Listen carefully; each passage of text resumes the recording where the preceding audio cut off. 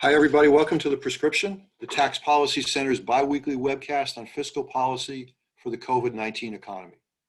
This is one of a series of conversations with state, local, and federal government officials, as well as leading economists and other experts. I'm your host, Howard Gleckman, a senior fellow at TPC and editor of our blog, TaxVox. Our guest today is Kim Clausing. Kim is professor of economics at Reed College and author of Open, the progressive case for free trade, immigration, and global capital. Happily, the book is just out in paperback, which is quite a coup for a volume about international economics. In January, Kim will be joining the faculty at the UCLA School of Law. She's also an informal economic advisor to Joe Biden, but today she's speaking only for herself and not in any way for the campaign. Professor Clausing has had a long interest in international tax, perhaps the most complex corner of tax law. She's a prolific author on the topic of taxing multinational corporations. Actually stopped counting at 35 scholarly articles, including a couple co-authored with my TPC colleagues, Len Berman and Thornton Matheson. In Open, Kim argues that free trade and immigration are keys to addressing income inequality in the US. This view has raised the hackles of critics on both the left and the right, but it's also drawn high praise for its clear explanation of both inequality and international commerce. Before we begin, just a bit of housekeeping. We encourage audience members to submit questions in the Q&A box at the bottom of your screen. Please identify yourself and your organization as if you were asking the question in person. The event's being recorded and will be posted online on TPC's website in the near future. If you'd like to join the conversation on social media, please use the hashtag #LiveAtUrban. And if you'd like to suggest a future guest for The Prescription, just email us at info@taxpolicycenter.org. Kim Clausing, welcome to The Prescription. It's great to have you. Thanks, it's great to be here. Let me start by asking you to give us a brief summary of your basic argument. Yeah, so in the book, the reason that I titled it Open, the progressive case for trade and immigration and capital, is that I thought it was important to address the fact that these forces, immigration and trade, do cause disruption and can create harm for some, but that on net, they are consistent. An open economy is consistent with the well-being of workers if we put workers and the middle class at the center of the conversation. So I take the problems of income inequality and wage stagnation very seriously, but ask, is it the case that on net it's better for workers and for the middle class if we have an open economy that's open to forces like trade and immigration and global capital?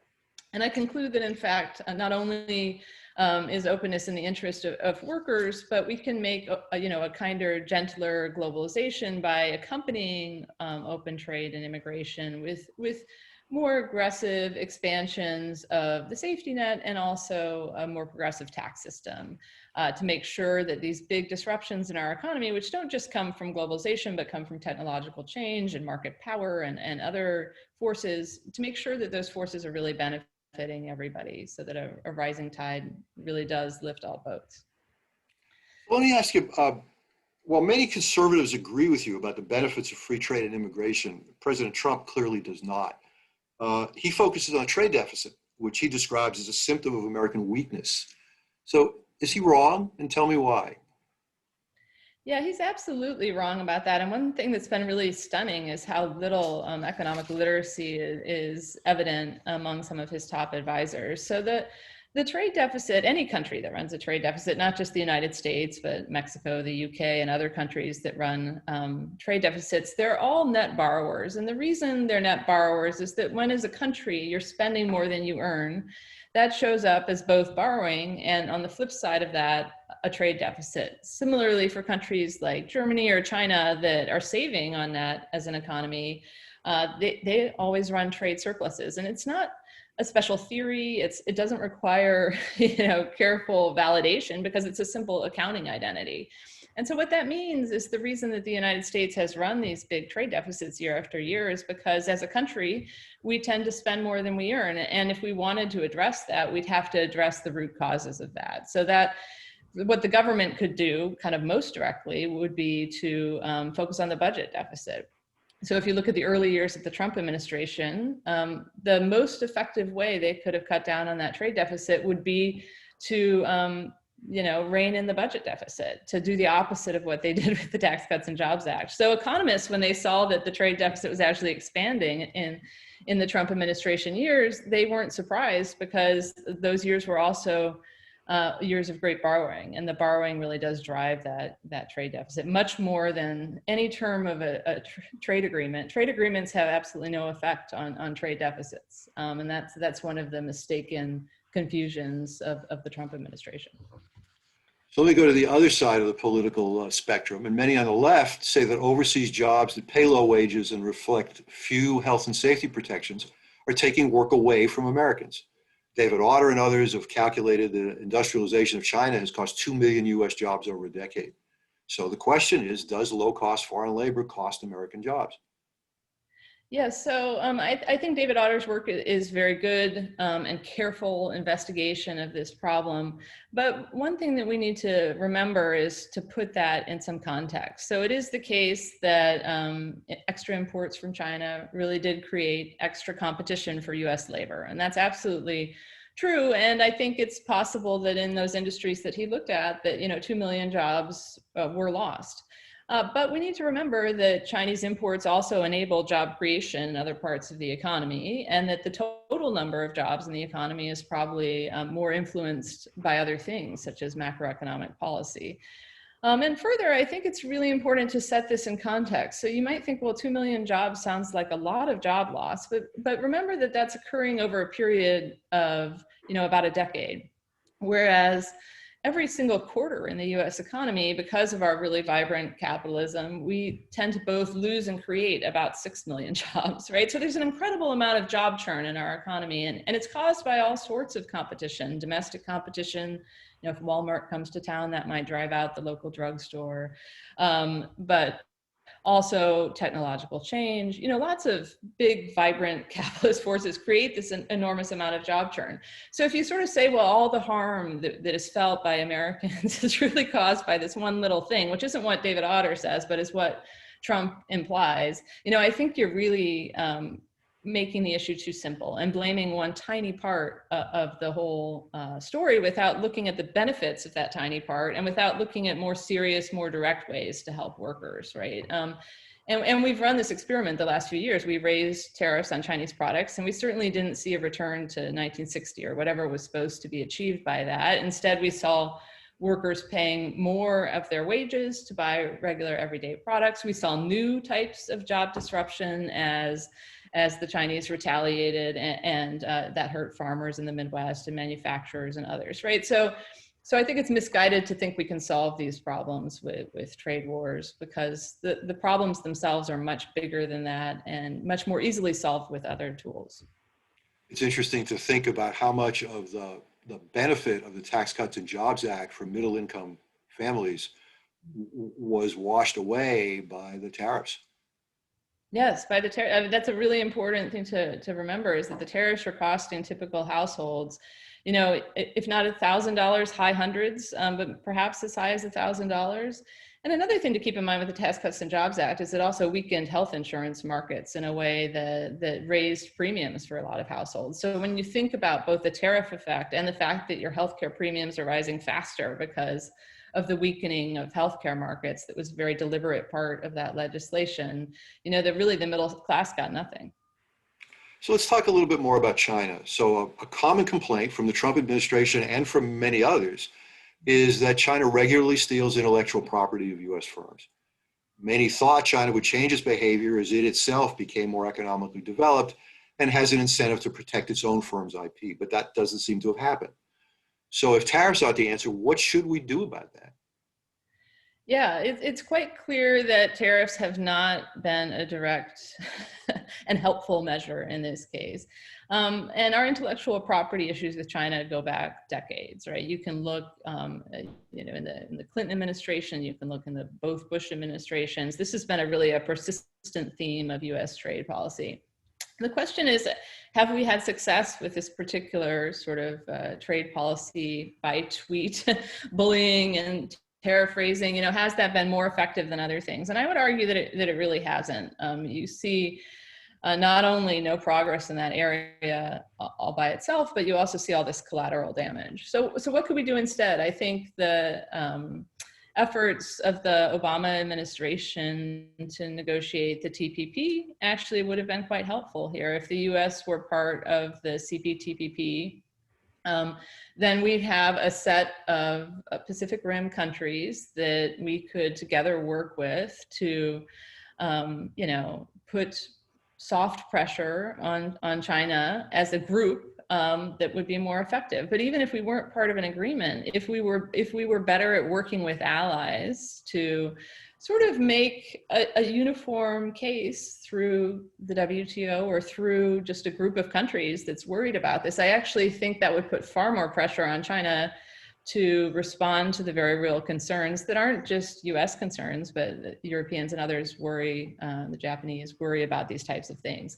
So I think working collaboratively would not only be more effective, but it would reduce some of the backlash that we've seen, so that the Chinese, have legitimately argued that the US is trying to hold them back, and have used this as a moment to sort of propel a more nationalist China, which I think isn't in anybody's interest, right? It's not in US interests, and it's not in the interests of Asia. So making us out to be the bad guy, because we're doing this sort of random threatening trade policy, I think is really ineffective. Whereas working with allies and working with the WTO, we've got a lot of mechanisms that we could use that actually function quite well that we have neglected to take advantage of. I always like to remember, for those fans of Hamilton, I like to remember that the first Treasury Department under Alexander Hamilton actually had an office that was dedicated to stealing intellectual property from England and other places. So this isn't new. Yeah, and absolutely. There ought to be ways to work it out. Yes, absolutely. As we're touring the globe, let me bring you to Europe for a minute. So U.S. high-tech corporations have a very different challenge in Europe, where several countries have been pushing for new digital taxes that largely target firms like Apple and Google. While the EU and OECD have been searching for a multilateral digital tax regime, they've failed to agree on one, and the results are chaotic at best. So give us some of your thoughts about how you would resolve this issue. Yeah, so unfortunately, it looks like you broke up a little bit, but I think you're asking about digital taxation and Europe and the U.S. tech firms. Is that right? Right, correct. The question was that the OECD and EU have not been able to come up with a consistent digital tax model. So it's a mess. So what do we do? Yeah. So I think a multinational taxation is an area that definitely would benefit from more international cooperation. And the OECD and the G20 have been working on this. But, they've been working on this in a way that I think is, while helpful in a lot of key respects, is still sort of incremental, and the US really hasn't been a full partner in that. In fact, often has kind of worked against some of those initiatives.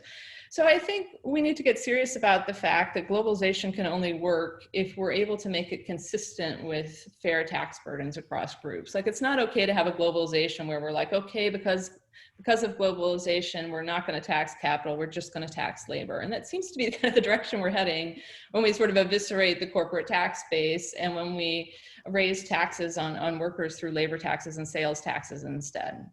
So I think we really need to show the middle class and society at large that these global forces can be consistent with a fair tax system. And the way to do that is to have the political will to tax multinational income regardless of where it's earned. So I think one place to start would be with a tougher minimum tax. We've got a minimum tax in the United States that's quite weak, that raises very little revenue, that basically leaves the incentives to shift profit nearly unchanged when you sort of look at the minimum tax together with other attributes of our tax system. We could make that quite a bit stronger by raising the rate, by taxing all the income instead of some of it, by doing it on a country by country basis instead of doing it globally, which we could get into the details of that. But there are ways to make a stronger minimum tax. And when you do that, you actually incentivize other countries to, instead of lower their taxes and always engage in this race to the bottom on corporate tax rates, you create an incentive for them to raise their taxes. Because now if they raise their taxes, they don't have to worry about losing the tax base of US multinational companies because they'll already be taxed by this minimum tax, right? So you could work with other countries around the early progress of this OECD G20 process to encourage a coordinated adoption of something like a minimum tax. And I think that would be a great place to see more international cooperation. No, it's not my absolute first priority. My first priority would be climate change because I think this is a problem where we really, that's the number one priority. But I think close on the agenda after that for more international cooperation would be to solve this tax competition problem by creating a better equilibrium. And I think almost every country in the world has an incentive to participate in that. The exception being, of course, the tax havens, but there are very few of them. So we make 10 to 20 small countries unhappy that have basically been taking revenue from all the other countries. I'm comfortable with that. So it's an interesting issue. So Joe Biden has proposed, as you suggest, a country-by-country minimum tax of, I guess, 21%, and a 15% minimum tax on global book income for the U.S. I guess the question is, can a minimum tax like that work if the U.S. is the only one trying to impose it? Yeah, so I think that assumption that we'd be the only one to try to impose it is a little bit too pessimistic. And, and I do err on the side of optimism. But, you are an economist, Kim. What's going on here? I know. I think that there's a reason to think that there's a better equilibrium we could find with other countries in this area. A lot of them are deeply worried. As you point out, the EU is deeply worried about this problem and the erosion of their own tax bases and the market power of some of these companies that are most successful at doing that. So I don't think there's any reason to think we'd be the only one to adopt. In fact, I think we could be a leader in this space instead of a troublemaker in this space. And the way we could lead is to do a nice example of a minimum tax and then encourage actively through the OECD, the G20, and other fora, other countries to adopt. So I'm less pessimistic than you are about the international equilibrium here. But I also think that in the meantime, we can protect the US tax base from corporate inversions with simple off-the-shelf measures that, again, require political will, but they don't require that much more. We have very effective ways to establish where a company is truly headquartered. If they try to pretend to be headquartered in Bermuda, we can say, listen, it really doesn't look like that from our perspective because you're not meeting these tests, right? And that's a very simple thing to do that just requires political will. But I do think it's important to do the international side of this too, and really actively encourage other countries to adopt. And I think that they will have an incentive to adopt. So it's not like we're trying to encourage something that's bad for them, right? The incentives change when big hosts of multinational companies change their behavior. And so the US can really be a leader in this space. So Open not only does a terrific job of explaining inequality in the US, it also has a number of proposals for how to address it. So your recommendations come in two buckets. One of them is on the spending side, it includes more investment in infrastructure and education. But we're the Tax Policy Center, so let's focus on what you call the grand bargain of tax reform. You mentioned the minimum tax, but why don't you describe briefly what's in that grand bargain? Yeah, so I think that why I called it a grand bargain is I think it's actually much easier to sell as a package than to sell each attribute by itself. So this package entails big expansions of tax credits for those at the bottom of the income distribution. So the earned income tax credit, for instance, I think is a very powerful anti-poverty tool. Expanding the child tax credit would also make very good sense. And you could expand them both massively. And if you increase the amount that you're spending on those, then you make sure that when there are these economic disruptions, even low-wage workers are still experiencing a better standard of living. And so that's a very important part of this, is to sort of address the low-end side of income inequality by propping up those at the bottom who've really had a tough run of it over the past few decades for a host of reasons, right? So I think that's one really important part.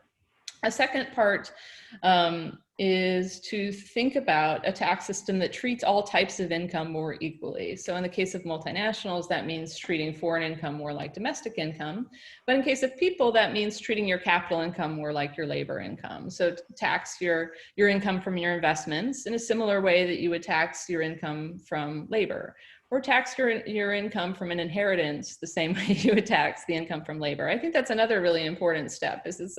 We're often taking the income that's easiest to earn, right, and giving it much nicer tax treatment than the income that's coming from the sweat of our labor. So Making that more uniform, you can raise a lot of revenue without resorting to really high tax rates. I'm not suggesting, enormous tax rates here. I'm just suggesting making that more uniform and sort of evening everything out at roughly where the top labor rates might be now. And then a final part of this, which I think is really important, economists tend to agree on the solution here, is a carbon tax. I think we've got an enormous climate change problem. We don't have a lot of time to address it. We need to be a much more active leader in this space. And one way to get a lot done with one tool is to have a carbon tax. We can raise a lot of revenue. But more importantly, we incentivize absolutely every actor in the economy, every individual, every business, every green technology developer.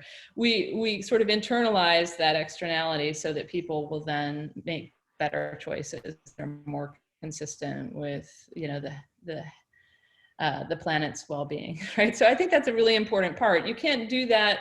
That part is harder to do without the step one of my grand bargain, because then people will say, okay, well, it seems like we're really hurting poor people because they have to pay a little more tax through this carbon. But if you're massively expanding the child tax credit and the earned income tax credit at the same time, you're really not hurting those people. They'll be way ahead of where they were before, but you are addressing a very serious problem. And I think it's too late already, but we need to get going on addressing that problem well. So let's unpack a little bit of what you said. For low and moderate income people, you talk about expanding the EITC. Obviously, the other idea that some people are talking about is actually going another step and creating some sort of a guaranteed income. Lots of different ways to do that.